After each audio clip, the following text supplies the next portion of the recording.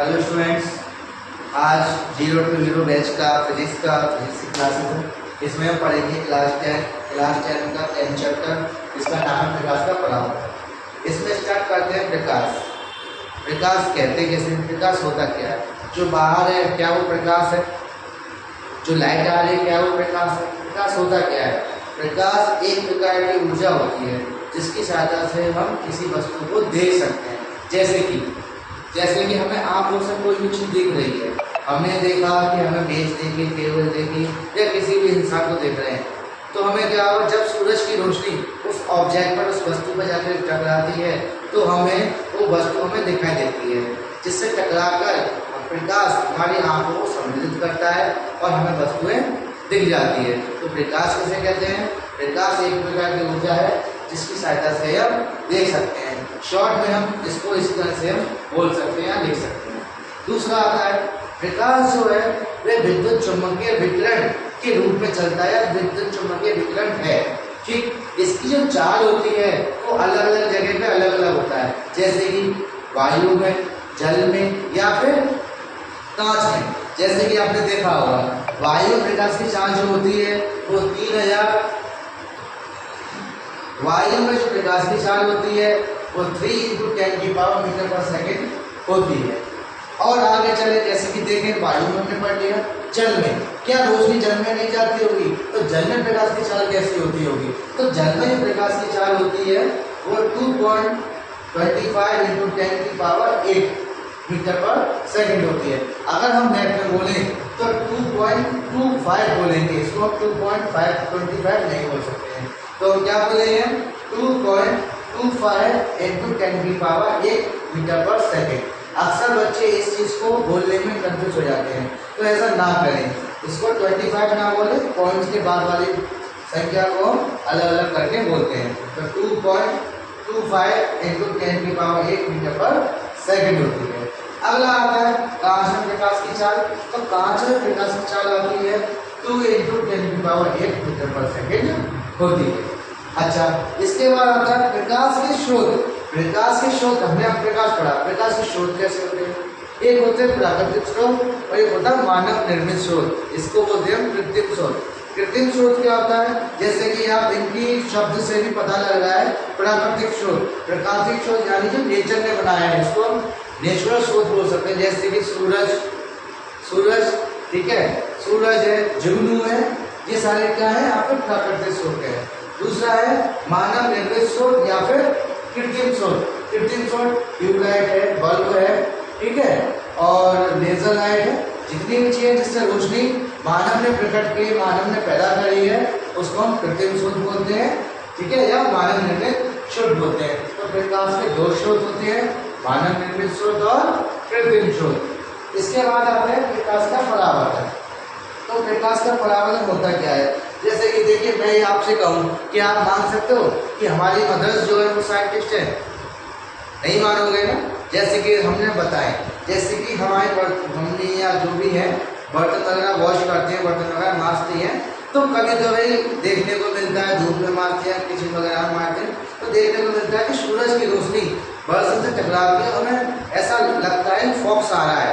तो कहने का तात्पर्य ये है, समझाने के बाद ये है कि प्रकाश का परावर्तन, जब प्रकाश किसी चिकने तल से या पॉलीदार तल से टकराती है तो उसका अधिकांश भाग वापस लौट जाता है।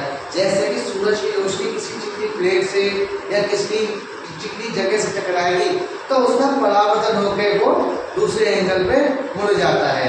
जिस एंगल से आता है उसी एंगल से चला जाता है। ये ध्यान रखना है। तो इसी को प्रकाश का परावर्तन कहते हैं। ये लौटने की प्रक्रिया ही प्रकाश का परावर्तन कहलाती है। जैसे कि हम फिगर से समझेंगे। फिगर क्या कहता है? ये क्या है? ये प्रकाश से आने वाली कोई भी किरण मान लीजिए, इसको बोलते हैं आपतित किरण, ठीक। ये आपका चिकना तल, ये क्या आपका चिकना तल। ये ध्यान रखना, जैसे कि हम कोई भी बॉल को इस तरह से फेंक के मारते, सामने फेंक के मारेंगे सामने आएगी, मगर टेढ़ी मारेंगे तो टेढ़ी टकराकर उसी एंगल से दूसरी तरफ चली जाती है। इसी तरह से प्रकाश की स्रोत या प्रकाश की किरण, जो प्रकाश की किरण किसी एंगल पे आएगी तो उसका अधिकांश भाग अगली एंगल पे वापस लौट जाएगा। तो इसको लौटने वाली किरण को हम बोलते हैं परावर्तित किरण।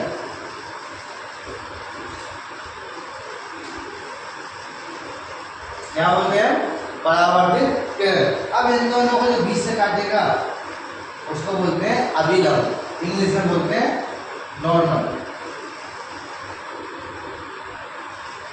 या ए पॉइंट, ये बी पॉइंट, ये सी पॉइंट।